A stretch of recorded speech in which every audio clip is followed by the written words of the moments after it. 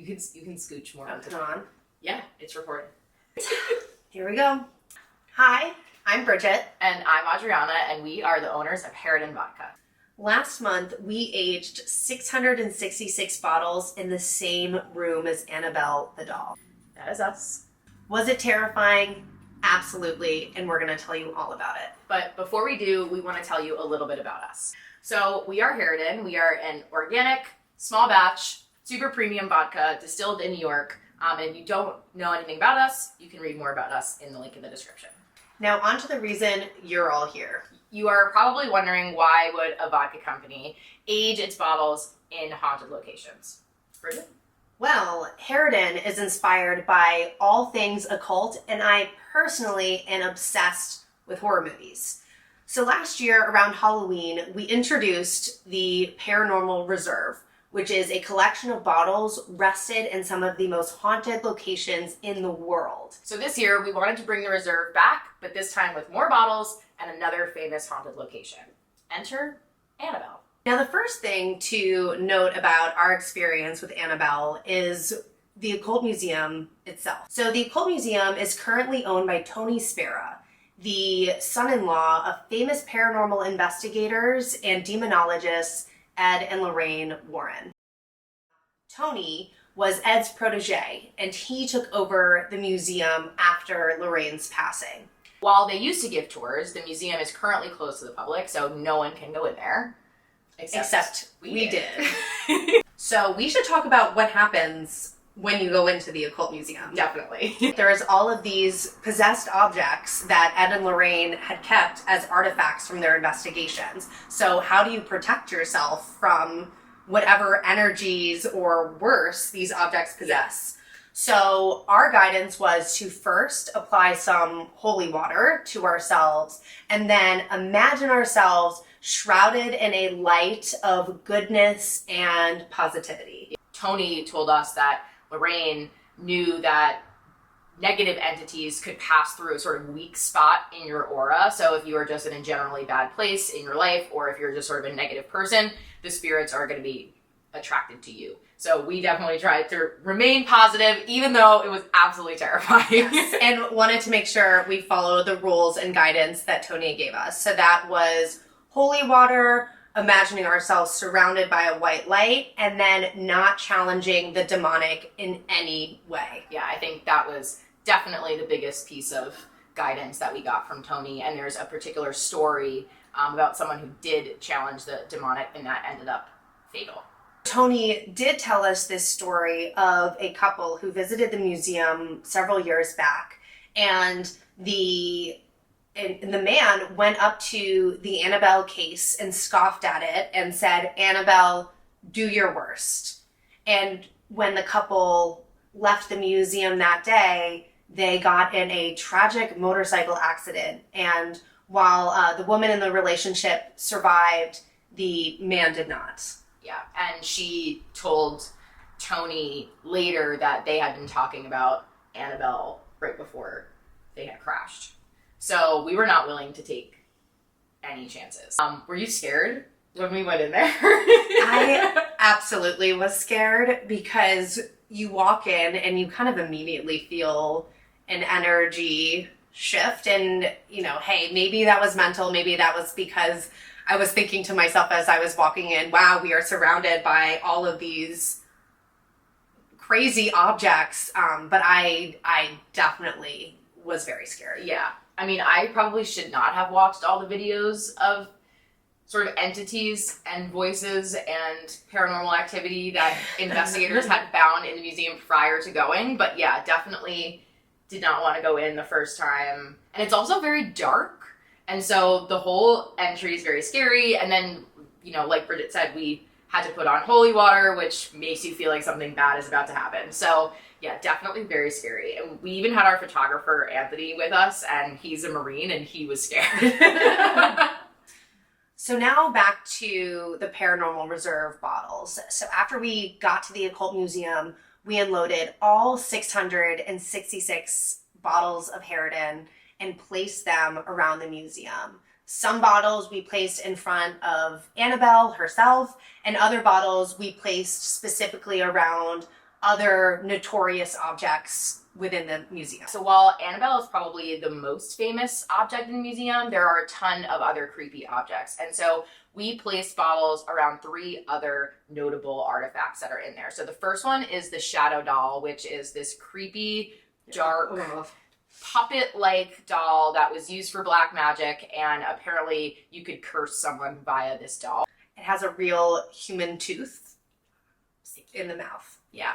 Then there is a satanic effigy, which definitely looks terrifying even if you don't know the backstory. And then when you hear the backstory, which was that this was used for satanic cult practices and the Warrens took it into their museum, becomes even more creepy.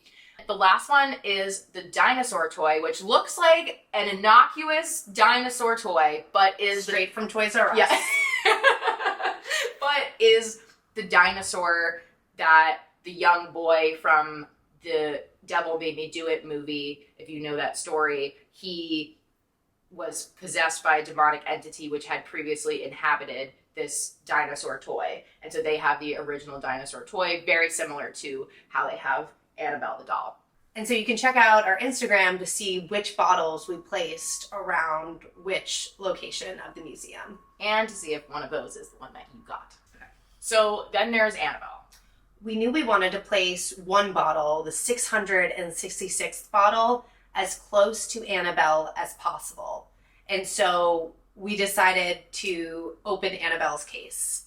And when I say we, of course, Tony did this part. Yes. So he first put on holy water.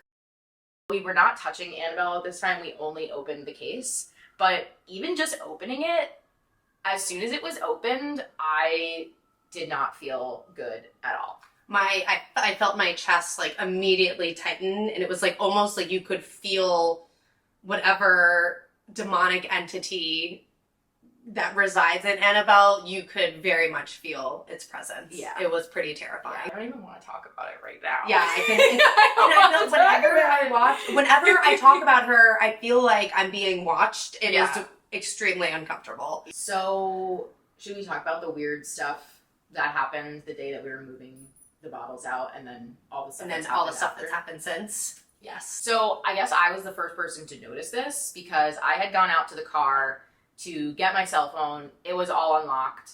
I realized then I forgot something, so I had to go back to the car. And as soon as I went back to the car, the whole thing was locked. And that's really weird because the car has never done that before, but also this is a really old car. This is my car from high school, so it is a 2006 RAV4. This car certainly does not have an auto lock feature. Yeah, and if it did have an auto lock feature, we would have noticed that it auto locked before. Like, it would have done this before. It only started doing it when we put the bottles inside the car. Yeah. So first time we were like, okay, that's weird, a fluke. Maybe Bridgette had like hit the lock button accidentally, whatever. Unlocked the car. I know that it was unlocked because I had to go into it. I came back inside, and then when we went to go bring more bottles out to the car that had just been unlocked was locked again. And the third time was especially bizarre because it happened in front of us. Yeah. So we were standing in front of the car. We had just unlocked it, and we were about to get in. So my keys were in my pocket, and I was about to open the door, and the car locked again. We were both there as witnesses, and we were so shook that we actually recorded our reaction immediately afterwards. Okay, say what just happened. So I was walking towards the car. I had just unlocked it, and then as I stepped closer, was not touching on the key, and it just locked. Yeah, which is like it just locked. And then third time this has Yeah, happened. this is the third time this has happened today. Okay, that's horrifying. I'm like waiting for it to do it again. That was really weird. That was really weird. Yeah, that one was really that one was really scary. Particularly bizarre. Normally, I would say that 3 instances like this would just kind of be coincidence, and that was just a chance happening. However, there have been multiple cases where this same thing has happened, where one of the artifacts from the museum has been in someone's car and it has affected their vehicle, even if the entity was not in the car. So even if the artifact was not in the car with them, those energies had affected people on their way home from the museum or on the way home from Ed and Lorraine's house. So it's not out of possibility that that could definitely have been happening, because there is precedent for that. I'm very happy that we got the car blessed before we left. Very happy we got the car blessed. So we have one special bottle, the 666 bottle, and that bottle was the one that we placed directly next to Annabelle's open case, and that bottle has been residing in a protective case that looks just like Annabelle's in Bridgette's apartment. And we were just talking about it today. There's been some weird stuff that has been happening. I get weird feelings of being watched, which I don't normally get. I get this odd feeling in my apartment, which I've never gotten before, until the 666 bottle started living there. And then the strangest thing that happened is there is a picture of me, my boyfriend, my dog on my TV stand. I've had this picture for 3 years, and it has been sitting in the same spot for about 6 months. But then a few days after I brought the 666 bottle into my home, the frame had been knocked askew and the picture had actually kind of fallen out. That's never happened before, and it made me really uneasy. So I actually, as soon as it happened, I tried to capture my reaction.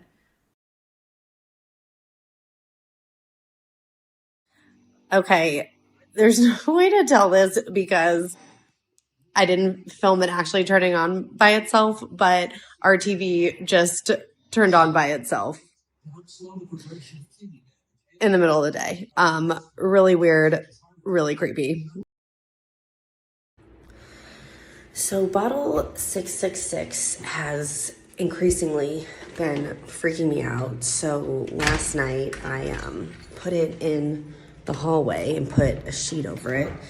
Let's see, right here, it's under the sheet, and honestly, like, I don't know, it kind of freaks me out touching it. And at 4 a.m. last night, my dog never does this. He woke up in the middle of the night and ran to the door and started barking like crazy. So a little freaked out, and definitely want to get this bottle out of my building. So that is our experience of opening the Annabelle case, of being in the room with one of the most famous dolls in history. If you want a little piece of that experience, you can get one of the 666 bottles that were rested in the Occult Museum. You can check out the link to shop those bottles in the description of this video, or just go straight to shopharridan.com. Thanks so much for listening to us. Oh. This is good. We're getting so much practice. The star of the video. I'm sorry, for once.